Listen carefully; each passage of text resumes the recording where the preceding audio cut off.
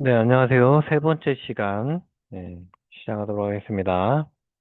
자, 이번 시간, 어, 신경인지장애의 경과 및 예후에 대해서, 알아보는 시간 갖도록 하겠습니다. 이 경과란 그 질병이 시간이 지나면서 어떻게 진행되는지를 의미하고, 예후는요, 앞으로 어떤 결과를 보일 것인지를 예측하는 것을 의미하는 것이죠. 자, 먼저 중요한 점은 치매의 경과와 예후는 원인에 따라서 매우 다르다는 것이에요. 자, 모든 치매가 똑같은 속도로 진행되는 것이 아니고요. 원인 질환에 따라 증상의 진행 속도와 회복 가능성이 달라집니다. 자, 먼저 알츠하이머형 치매, 혈관성 치매, 그리고 뇌종양, 대사장애, 또 내분비 장애 등에 의해서 발생한 치매는요, 대체로 점진적으로 진행되는 특징이 있습니다. 즉, 어느 날 갑자기 심해지는 것이 아니라 수개월 또는 수년에 걸쳐 서서히 악화가 된다는 거예요. 자, 예를 들어 처음에는 단순한 건망증 정도로 시작하지만 시간이 지나면서 기억력 저하나 판단력 저하, 그리고 언어장애, 일상생활 기능 저하로 점차 이렇게 진행하게 됩니다. 자, 반면 뇌외상 심장장애로 인한 저산소증, 뇌염 등에 의해 발생한 치매는 비교적 급성으로 나타날 수가 있습니다.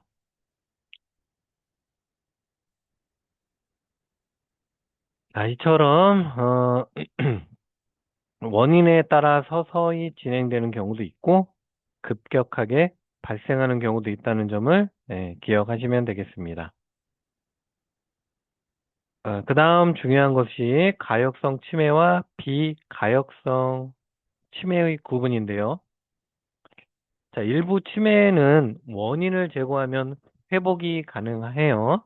자, 예를 들어서 특정 약물의 부작용이나 대사장애로 인해서 발생한 인지 기능 저하는 적절한 치료를 통해서 상당 부분 회복될 수가 있습니다. 우리가 교재에서는 축두엽 노전증, 전기 경련 치료 후 일시적인 인지장애, 그리고 벤조디아제핀이나 바르비투르산계 약물에 의한 장애, 심혈관계 장애에 의한 그 인지장애 등의 경우 가역적일 수 있으며 적절한 치료 후 회복될 수가 있다고 설명하고 있습니다. 자, 치매의 전형적인 경과를 살펴보면은요.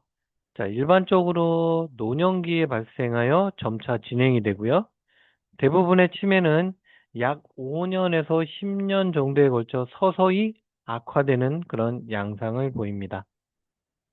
중기 단계가 되면 점차 혼자 이렇게 생활하기가 어려워지고 가족이나 보호자의 도움이 필요하게 됩니다. 자, 말기 단계에서는 식사, 이동, 배변, 위생관리 등 그 기본적인 생활 영역에서도 전적인 도움이 필요할 수가 있고요. 특히 알츠하이머형 치매는 대표적인 진행성 질환이에요.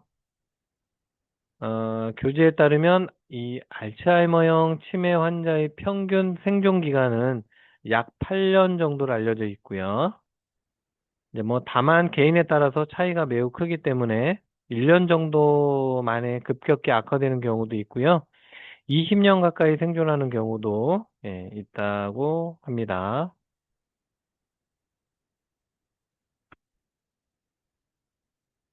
자, 다음은 우리가 원인적 치료 접근, 예, 이 신경인지장애의 치료에 대해서 한번 보겠습니다. 자, 많은 분들이 이 치매 진단을 받으면, 아, 이제 치료 방법이 없다라고 이렇게 생각하는 경우가 있죠. 하지만 실제로는 그렇지가 않다라는 겁니다. 현재 치매를 일으키는 질환은 약 7, 80가지 이상으로 알려져 있고요. 그 중에 일부는 어, 원인을 치료함으로써 증상이 호전될 수가 있습니다. 우리가 교재에 보면은 20% 정도는 가역성 치매에 해당된다고 하는데요. 이 가역성 치매라는 것이 원인을 제거하거나 치료를 하면은요, 인지 기능이 회복되거나 증상이 좋아질 수 있는 그런 치매를 말해요. 자, 예를 들어서 뇌 분비계 이상이나 감염, 뇌압 상승 등의 원인을 치료를 하면 치매 증상이 개선될 수 있다라는 겁니다. 반면에 나머지 대부분은 비가역성 치매인데요. 알츠하이머병이 대표적이고요. 현재 의학 기술로 완전히 치료는 어려워요. 과거에는 치매 진단을 받으면 치료를 포기하는 경우도 많았습니다. 환자 가족들은 그 병을 숨기거나 외부와의 접촉을 꺼리는 경우도 있었고요. 그러나 최근에는 의학이 크게 발전하면서 다양한 치료 방법이 개발되고 있습니다. 비록 완치는 어렵더라도 인지 기능 저하를 늦추고 삶의 질을 향상시키는 치료가 가능해졌다는 거고요. 뭐 대표적으로는 콜리네스터라제 이런 억제제와 같은 약물이 사용되고 있는데, 자, 이러한 약물은 기억력과 인지 기능 저하를 일정 부분 완화하는 데 도움을 줄 수가 있다라는 거고요. 그리고 치매 치료는 크게 또 한 다섯 영역으로 이렇게 나누어질 수가 있어요. 이제 뭐 첫 번째는 원인적 치료, 두 번째는 약물 치료, 세 번째는 인지 재활 치료, 넷째는 환경 조절, 마지막으로는 가족 및 지역 사회 지원입니다. 그래서 이 원인적 치료 접근 같은 경우는 말 그대로 치매를 일으킨 원인을 직접 치료하는 방법이고요.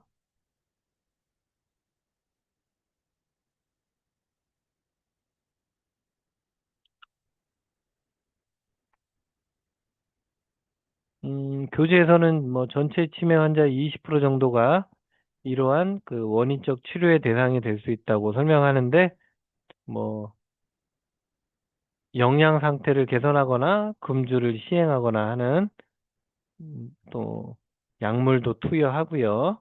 그래서 에, 이제 치료하는 방법이고, 그리고 아, 두 번째는 또 대사성 장애. 자, 갑상선 기능 이상이나 비타민 결핍 등 이 대사 문제를 치료하면은요, 또 인지 기능이 회복될 수가 있다는 거예요. 또한 그 독성 상태 역시 치료가 가능하다고 해요. 대표적인 예가 우리가 알고 있는 음주입니다. 음주. 자, 알코올은 뇌세포 손상을 주고 영양 결핍을 유발하고요. 치매 증상을 발생시킬 수가 있습니다. 자, 이와 같은 경우 금주와 적절한 영양 공급을 통해서 상태가 좋아질 수가 있고요. 음, 그리고 우리가 두 번째, 약물적 치료 접근. 자, 약물적 치료 접근은 많은 분들이 이제 치매약을 먹으면 완치될 수 있다고 생각하시는데요. 현재 사용하는 치매 치료제는 치매를 완전히 없애는 약이라기보다는 증상의 진행을 늦추고 또 기능 저하를 최소화하는 데 목적이 있습니다. 따라서 이 약물 치료의 가장 중요한 목표는요, 말기 치매로 진행되는 시기를 최대한 늦추고 환자의 기능 저하를 줄이는 것입니다. 또한 환자가 가능한 한 오랫동안 독립적인 생활을 유지하도록 돕고 가족과 사회가 부담해야 하는 경제적, 심리적 부담을 줄이는 데도 중요한 역할을 하는 거죠. 현재 가장 널리 사용되는 약물 가운데 하나가 콜린 에스테라제 약제제인데요. 이 대표적인 약물로는 갈란타민, 도네페질, 예, 리바스티그민 등이 있다라는 거고요. 자, 이러한 약물이 알츠하이머병뿐 아니라 루이 소체 치매 그리고 일부 혈관성 치매에도 효과를 보일 수가 있다고 합니다.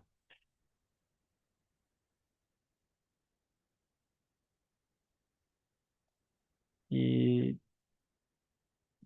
치매라는 것이 이제 조기에 발견해서 치료를 시작하는 경우 효과가 이제 더욱 좋겠죠. 그래서 이 교재에 따르면요. 조기 치료를 시행했을 때는 20에서 40% 정도의 환자에서 증상 호전이 나타나거나 급격한 진행을 막을 수 있다고 보고되고 있습니다. 그래서 치매 치료에서는 무엇보다 조기 진단이 중요하겠죠. 그래서 증상이 심해진 이후보다 초기 단계에서 치료를 시작할수록 약물의 효과를 기대할 가능성이 높아지는 겁니다.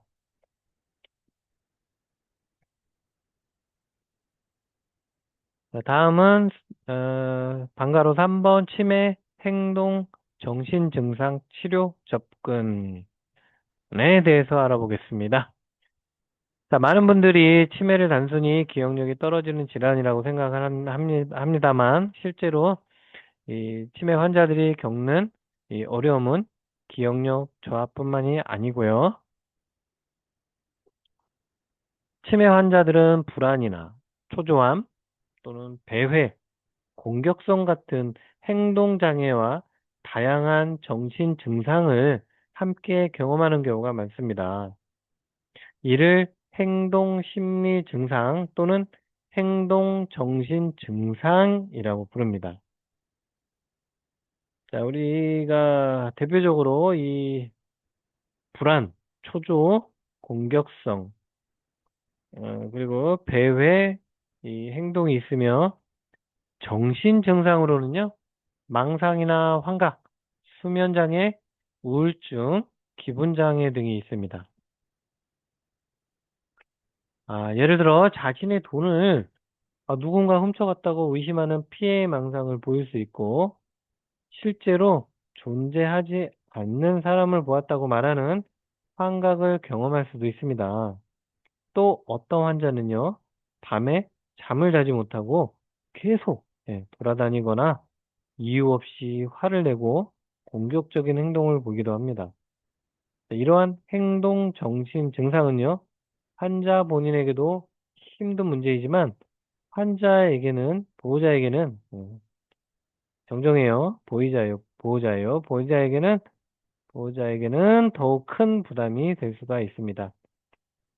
실제로 많은 가족들이 기억력 저하보다 공격성, 배회, 수면장애 같은 행동 문제 때문에 더 큰 어려움을 호소하기도 합니다.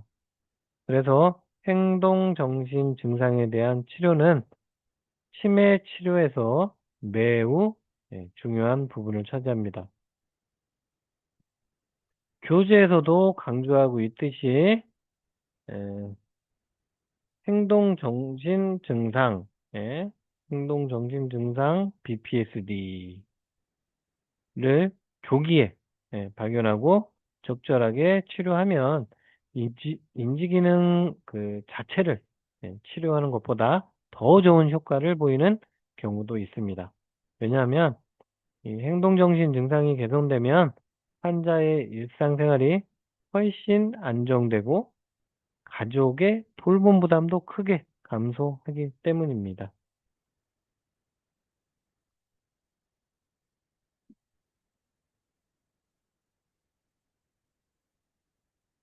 자, 그렇다면요, 우리 행동정신 증상을 치료하기 위해서 가장 먼저 해야 할 일은 무엇인지 한번 보도록 하겠습니다. 그게 바로 정확한 증상 평가인데요. 그러니까 모든 환자에게 똑같은 치료를 적용할 수는 없어요. 그러니까 어떤 환자는 우울증이 주된 문제일 수가 있고, 어떤 환자 같은 경우는 환각이나 망상이 심할 수도 있고요. 또 다른 환자 같은 경우는 공격성이나 배회 증상이 행동이 주된 이렇게 문제일 수도 있습니다.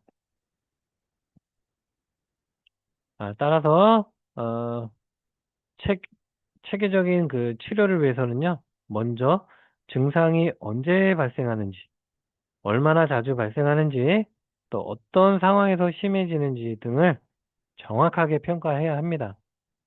예를 들어 배회 행동이 심한 환자라면 환경 조성과 안전 관리가 중요할 수도 있고요. 우울증이 심한 환자라면 정서적 지지와 또 약물 치료가 필요할 수도 있습니다. 예, 또한 환각과 망상이 심한 경우에는 이 정신건강의학과 전문의의 평가와 적절한 그 약물 치료가 필요할 수도 있고요. 자, 여러분이 사회복지 현장에서 치매 환자를 만날 때도 이렇게 단순히 치매 환자로 보는 것이 아니라 어떤 그 행동 정신 증상을 보이고 있는지를 세심하게 관찰해야 할 필요가 있죠. 자, 다음은 우리가 치료에서 인지 기반 치료 접근에 따른 첫 번째 인지 훈련에 대해서 알아보도록 하겠습니다. 치매 치료라고 하면은요, 많은 분들이 약물 치료를 먼저 떠올려요. 하지만 실제 현장에서는 약물 치료와 함께 다양한 비약물적 치료가 함께 이루어지는데요. 자, 그 대표적인 방법이 바로 인지 훈련입니다. 인지 훈련은 특히 초기 치매 환자를 대상으로 시행하는 경우가 많습니다. 쉽게 말하면 기억력, 집중력, 그리고 판단력 같은 인지 기능을 반복적으로 연습하고 또 훈련하여서 기능 저하를 늦추고 현재의 능력을 예, 유지하도록 돕는 그런 방법입니다. 이 인지 훈련 같은 경우는 일정한 기준과 절차에 따라서 진행되는 표준화된 치료 프로그램인데요. 과거에는 종이와 연필을 사용하는 수기 방식이 많았지만 최근에는 컴퓨터나 태블릿을 활용한 전산화 프로그램도 많이 활용되고 있습니다. 예를 들어 그림을 보고 기억하기 또는 단어 외우기, 숫자 기억하기 같은 또 이제 음, 또 날짜와 장소 확인하기 등 이런 뭐 여러 활동이 인지 훈련에 포함될 수가 있고요. 또 인지 훈련 중에서도 가장 대표적인 것이 바로 기억 훈련이에요.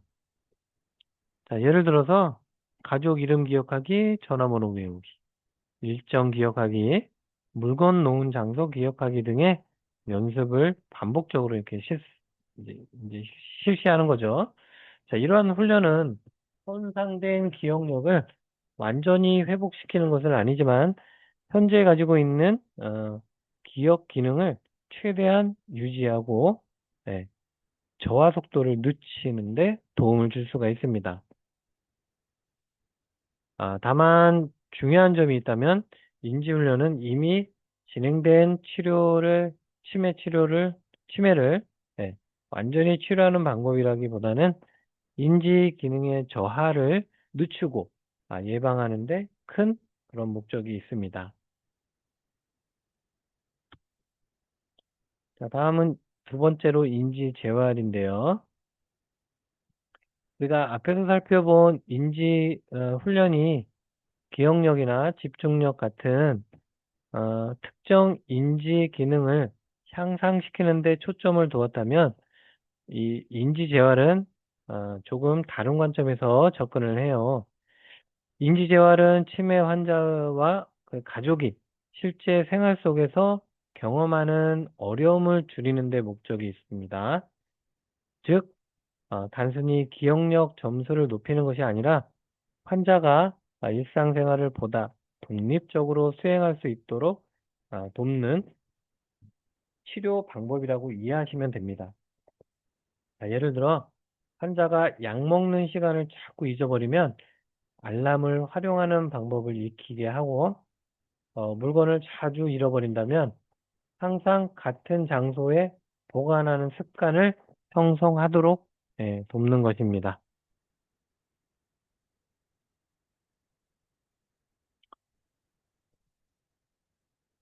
이렇게 인지 재활은 실제 생활에서 부딪히는 문제를 해결하는 데 초점을 맞추고 있고요.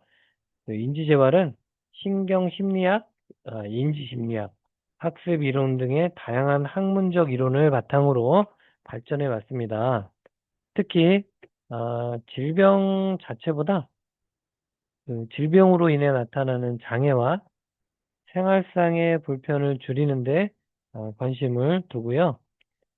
그래서 환자 개인뿐 아니라 가족이나 친구, 돌봄 제공자, 또 지역사회 환경까지 함께 고려하게 됩니다. 자, 예를 들어서 치매 환자가 혼자 생활하기 어렵다면은 환자의 능력만 보는 것이 아니라 그 가족의 지원 체계와 지역사회 서비스도 함께 활용하게 되는데요. 인지재활의 가장 중요한 목표는 바로 환자가 가지고 있는 기능을 최대한 유지하고 활용되도록 돕는 겁니다. 자, 교재에서는요, 인지훈련과 인지재활을 구분하여 설명하고 있지만 실제 현장에서는요, 두 방법이 함께 사용되는 경우가 많다는 거 알아두시고요. 자, 이제 현지 훈련 방향은 현실에서 지향하는 훈련 같은 경우 오늘의 날짜, 뭐 현재 장소, 계절, 가족 이름 등을 반복적으로 확인하면서 현실에 대한 인식을 유지하도록 돕는 방법이에요.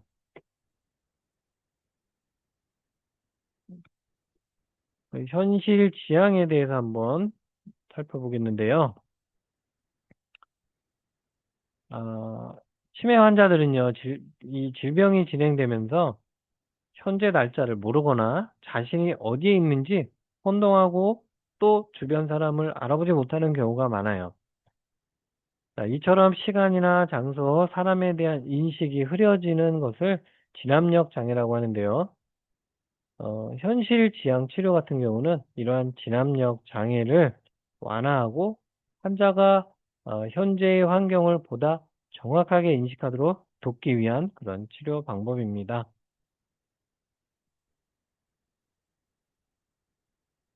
인정 치료 같은 경우는 치매 환자를 돌보다 보면 보호자들이 가장 많이 하는 말 중 하나가 있어요. 어머니 그건 사실이 아니에요. 아니면 아버지 이미 돌아가신 분인데 왜 자꾸 찾으세요? 이처럼 우리는 환자의 말을 현실적으로 바로 잡으려고 하는 경우가 많습니다. 하지만 인정치료는 조금 다른 관점에서 접근을 해요.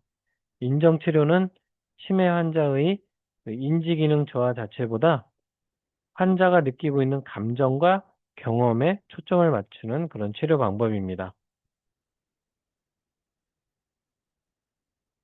뭐 예를 들어 치매 환자가 돌아가신 어머니를 찾는다고 가정하면은 이때는 어머니는 이미 돌아가셨어요라고 말하면 환자는 처음 듣는 이야기처럼 다시 큰 충격이나 슬픔을 경험할 수 있는데요. 이 인정치료 같은 경우는 뭐 어머니가 보고 싶으신가 봐요. 어머니와 좋은 추억이 많으셨나 봐요. 이렇게 환자의 감정을 공감해 주는 거예요. 아시겠죠?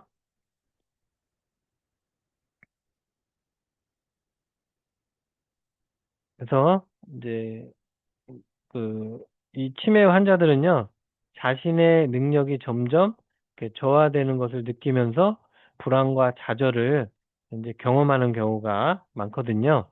자, 이때 주변 사람들이 비난하거나 무시하면 더욱 위축될 수가 있고요. 반대로 자신의 감정을 이해받고 존중받는다고 느끼면 정서적 안정감을 얻고요. 불안과 이 공격성을 감소시킬 수가 있습니다. 그래서 이제 인정치료 같은 경우는 치매 환자의 인지 기능 저하보다 환자가 느끼는 그런 감정에 초점을 맞추는 치료 방법과 환자의 말과 행동을 비판하거나 교정하려 하기보다는 그 안에 담긴 감정을 이해하고 인정하는 것이 핵심이다라고 정리하면서 강의를 마치도록 하겠습니다. 자, 한 학기 여러분들이 이 정신건강론을 학습하느라 고생들 많으셨고요. 예, 모든 강의는 이제 마치도록 하겠습니다. 여러분들 그동안 수고 너무들 많으셨어요. 감사합니다.